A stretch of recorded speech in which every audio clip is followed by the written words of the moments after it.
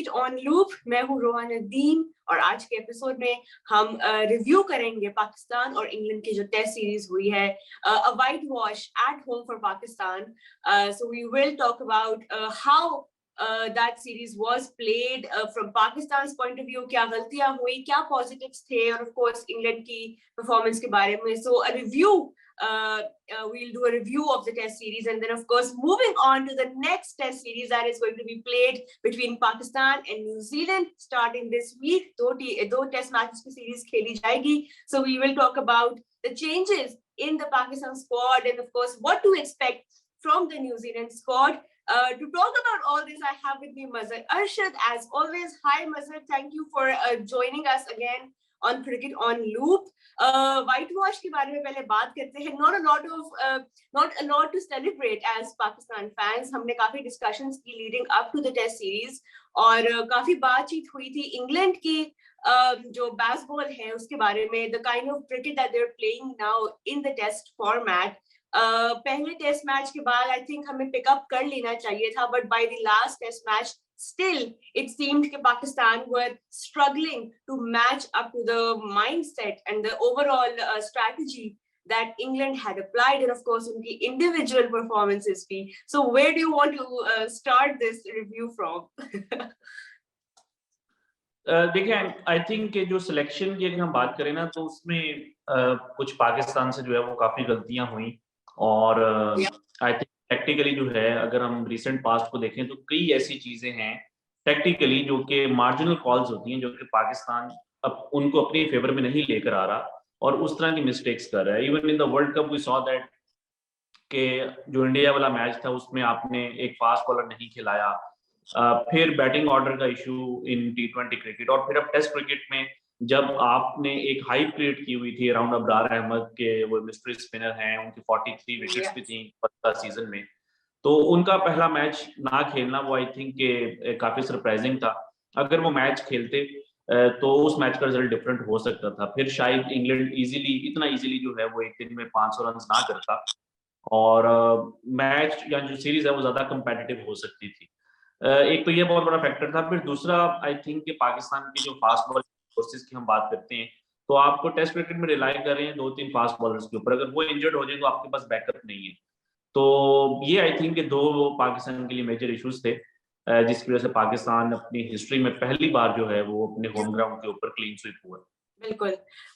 मजर, गलतियां जो है हमने उसके बारे में काफी डिस्कशंस की हैं, स्ट्रैटेजी के बारे में भी बात की है, और जो माइंडसेट, जो अप्रोच रही पाकिस्तान की in comparison to England's approach, despite that the issues with the pitch in the first test match, third test match तक भी पाकिस्तान जो था वो हमें लग रहा था कि ड्रॉ की तरफ, उसी ड्रॉ माइंडसेट से पाकिस्तान ने खेला. But apart from all that, because negatives के बारे में तो हमने काफी बात की है, but there were a few positive outtakes as well for a Pakistan fan from this series, apart from the fact of course कि एक इतनी historic series जो है वो खेली गई है safely और बड़े अच्छे तरीके से crowds भी आए, so वो भी एक symbolic उसका जो फैक्टर है एक सीरीज का, वो तो है अपनी जगह पे. But apart from that, cricketing point of view से भी पाकिस्तान ने कुछ पॉजिटिव्स देखे. अब्रार अहमद का काफी जबरदस्त ड्रीम डेब्यू हुआ.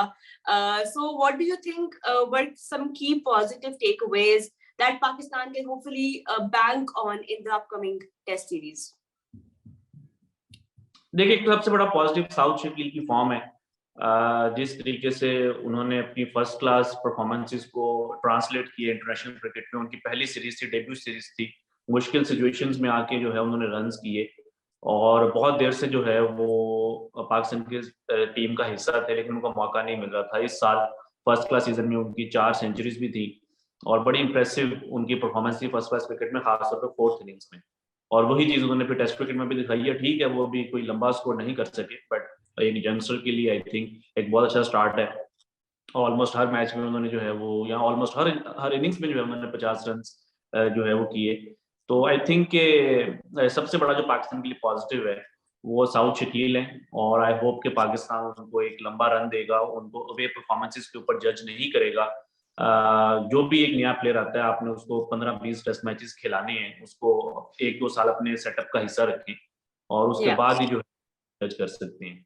तो हर एक प्लेयर के ऊपर अप्स एंड डाउन आते हैं। तो आई होप कि जिस तरीके में पास्ट में पाकिस्तान कई प्लेयर्स को कुछ खराब सीरीज की परफॉर्मेंस के ऊपर ड्रॉप कर देता है, मैं उम्मीद कर कि फ्यूचर में साउथ शकील को जो है वो इस चीज का सामना नहीं करना पड़ेगा। I completely agree with you. Saud Shakil has been positive for Pakistan. Another positive aspect about this series was, of course, some big names from media and broadcast coming to Pakistan, touring Pakistan. Nasir Hussain, Mike Atherton, आपकी हमने chat भी बड़ी enjoy की थी with Nasir. So how was that experience? You know, for you sharing the com box, आपने काफी बार share किया हुआ com box with these names, but of course Pakistan के अंदर एक hospitality factor भी आता है. तो how was that experience for you? देखिए बहुत जबरदस्त था। एक तो दोनों ही मेरा ख्याल है कि बहुत अमेजिंग ब्रॉडकास्टर्स हैं, माइकल अथर्टन भी, नासिर हुसैन भी। पहले मैंने उनके साथ टेस्ट सीरीज की हुई है यूएई में, लेकिन जैसा कि आपने कहा कि पाकिस्तान में जो है वो पहली बार इत्तेफाक हुआ और उन लोगों ने भी काफी एंजॉय किया, जिस तरह के आपने उनके एनालिसिस भी सुने होंगे या जो उन्होंने उसके बाद ट्वीट्स, उन्होंने अपने आर्टिकल्स लिखे। तो आई थिंक के तमाम जितने भी इंग्लैंड से लोग आए थे वो काफी खुश जो है वो वापस गए हैं। और कई जो इस तरह के उनके जर्नलिस्ट हैं, उनकी मीडिया के लोग थे, वो तो कह रहे थे कि हम तो एक्सपेक्ट नहीं कर रहे थे कि पाकिस्तान में जो है हमें इतनी जो है हॉस्पिटैलिटी मिलेगी या इतना हम एंजॉय करेंगे। तो अब 2 साल के अंदर अंदर एक और भी टूर है, इंग्लैंड में वापस आना है, एंड आई एम श्योर कि उससे पहले भी शायद कुछ और बायलैटरल T20s या ODIs भी आप अरेंज कर सकते हैं। तो अब पाकिस्तान में क्रिकेट वैसे आ गई है, ऑस्ट्रेलिया इस साल, इंग्लैंड 2 बार आ चुकी, अब न्यूजीलैंड भी आ गई। तो it's a good sign for Pakistan के क्रिकेट जो है वो कंप्लीटली जो है पाकिस्तान में अब वापस आ बिल्कुल, और अब फैंस के लिए एक और मौका है to come to the stadiums and watch the upcoming test series between Pakistan and New Zealand which is about to kick off this week in Karachi. So a lot to expect at home from cricket in Pakistan. मजर, अब New Zealand के test squad के बारे में थोड़ी बात करते हैं. What to expect from this team now that Williamson is no longer leading the side? क्या change होगा in their leadership? Team Saudi जो है वो लीड करेंगे अब इस पैक को. So what should we expect? देखिए, एक तो ये है कि एक परसेप्शन बनी हुई है दुनिया में कि शायद जो फास्ट बॉलर्स हैं वो अच्छे कैप्टन या उनको कैप्टन नहीं होना चाहिए। तो इस साल हमने उस हवाले से काफी ज्यादा चेंज देखी है। एक तो आप ये देखें कि पैट कमिंस जो हैं वो ऑस्ट्रेलिया के कैप्टन है, उन्होंने बड़ा अच्छा उनको लीड किया है। बेन स्टोक्स भी एक फास्ट बॉलिंग ऑलराउंडर, वो इंग्लैंड को बड़ा कर रहे हैं। फिर अब टीम सऊदी हैं, फिर स्टैंडिंग कैप्टन की फॉर्म में हमने जसप्रीत बुमराह को भी। तो एक तो ये है कि जो फास्ट बॉलर्स हैं उनका एक डिफरेंट माइंडसेट होता है, वो ज्यादा आई थिंक के थोड़ा अग्रेसिव होती हैं। तो Kane Williamson as a batsman तो आई थिंक कि उनकी जो सलाहियतें हैं पाकिस्तान उनसे बखूबी वाकिफ होगा, क्योंकि 2018 में जब न्यूजीलैंड की टीम यूएई में आई थी तो Kane Williamson was the driving force behind this series win. जिस तरीके से उन्होंने वहां पे स्पिन पाकिस्तान के स्पिनर्स को खेला था, आई थिंक जो न्यूजीलैंड 2-1 वो सीरीज जीता था उसका बहुत ज्यादा जो क्रेडिट है वो केन विलियमसन को ही जाता है। तो इन कंडीशंस में भी वो अच्छा परफॉर्म करते हैं, वरना नॉर्मली जो विजिटिंग बैट्समैन होते हैं उनको एशिया की पिचेस में जो है वो मसला होता है, लेकिन केन विलियमसन के साथ ऐसा नहीं है। तो आई थिंक काफी उनका एक स्ट्रॉन्ग स्क्वाड आ रहा है। ठीक है, कुछ एक आधे प्लेयर मिसिंग होंगे, ट्रेंट बोल्ट नहीं है, बट अगर हम उनके बाकी भी प्लेयर्स को देखें, जो मैट हेनरी हैं, उनकी रिसेंट टाइम्स में जो है टेस्ट फॉर्म उनकी बहुत अच्छी है। फिर उसके बाद टीम सऊदी, उनका हमें पता ही है, प्लेयर टिकनर उनके एक नए प्लेयर है, काफी तेज उनकी स्पीड है।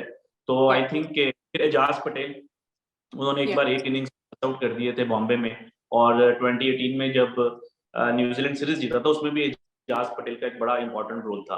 तो आई थिंक के बॉलिंग जो है वो न्यूजीलैंड की काफी जो है वो अच्छी लग रही है। हमें ये नहीं भूलना चाहिए कि ठीक है उनकी पास में परफॉर्मेंसेस अच्छी नहीं, बट न्यूजीलैंड जो है करंटली वर्ल्ड टेस्ट चैंपियंस है, जो उन्होंने इंडिया को फाइनल हराया था। तो आई थिंक एक काफी जो है वो अच्छा मुकाबला होगा। बिल्कुल होगा, एंड जैसे भी आपने भी कहा कि वो इतने ज्यादा शायद अनफेमिलियर नहीं होंगे विद पाकिस्तान कंडीशंस जितना कि हम एक्सपेक्ट कर रहे होंगे। पाकिस्तान का स्क्वाड भी अनाउंस हो गया है, मजर उसके बारे में भी बात करते हैं। हसन अली एक नाम है जो कि काफी टाइम के बाद जो है वो टीम का हिस्सा होंगे, एंड अजहर अली जो है he will of course not be part of the squad. तो what do you make of the changes in this setup? देखें, एक तो चेंज एक्सपेक्टेड थी। अजहर अली ने जो है वो उन्होंने रिटायरमेंट ली और बड़ा शानदार उनका करियर था, 9 टेस्ट मैचेस उन्होंने खेले। पाकिस्तान की कई जो फतुहात थी उसमें अजहर अली का बड़ा इंपॉर्टेंट रोल था, जो पाकिस्तान की टीम 2016 में टेस्ट रैंकिंग्स में नंबर 1 बनी थी।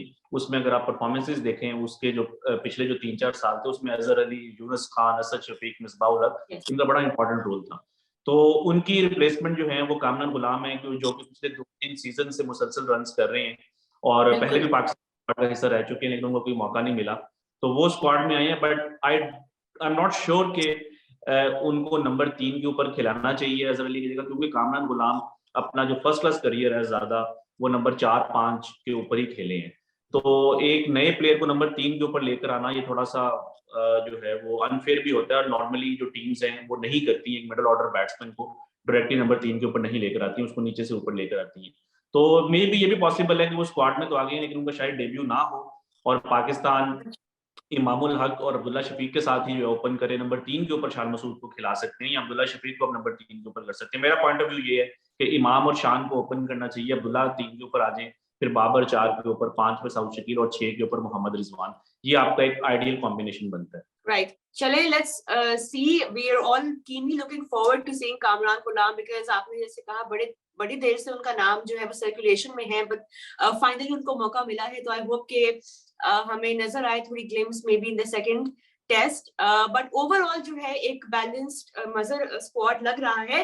ऑल्दो एक वाइट वॉश के बाद थोड़ा कॉन्फिडेंस इशू जो है वो जरूर एक फैक्टर बनेगा, स्पेशली कप्तान की एक पॉइंट ऑफ व्यू से बाबर आजम के अंदर भी एक, क्योंकि अभी उन पे काफी क्रिटिसिज्म हो रहा है कैप्टेंसी को लेके। इंडिविजुअली तो उनकी रैंकिंग इंप्रूव हुई है and you know everyone's applauding him for that, but on the other side you can't ignore कि ये एक बैक टू बैक जो लॉसेस हो रहे हैं they do not look good on his रेpertoire।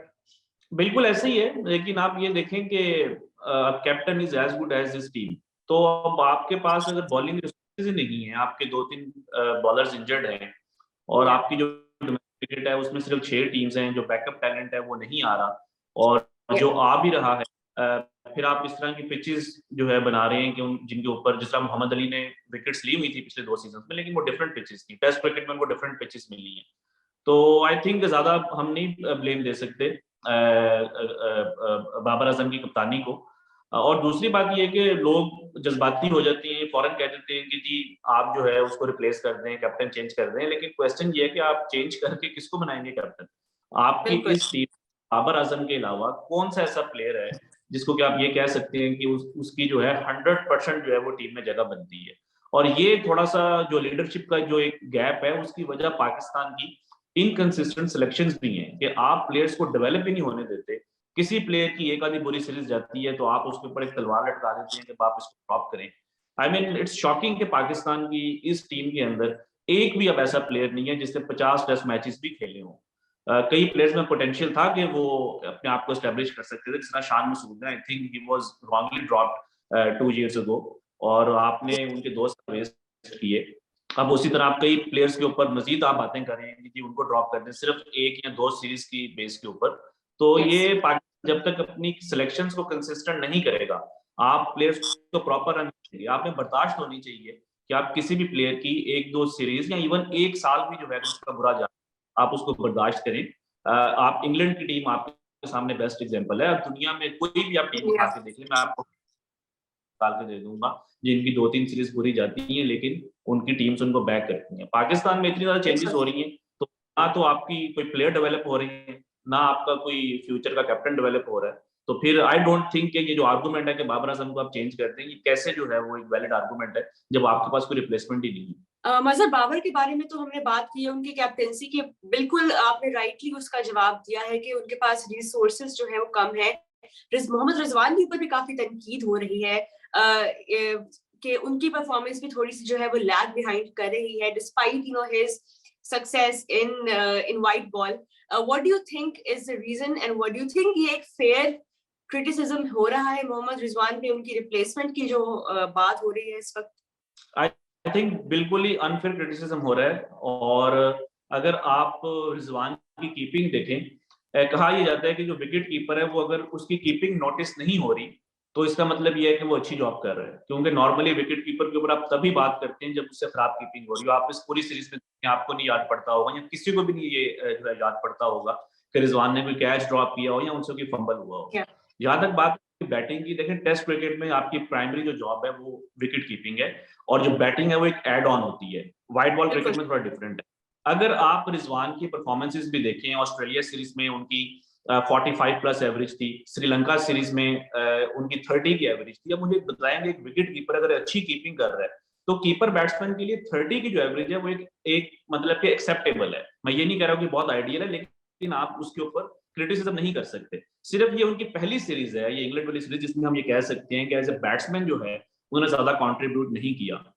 तो वही जो हमने बात शान मसूद के ऊपर कि 2 साल पहले आपने शान मसूद को जो है वो गलत ड्रॉप किया सिर्फ एक खराब सीरीज की बेस के ऊपर, आपने उनके 2 साल जाया कर दिए।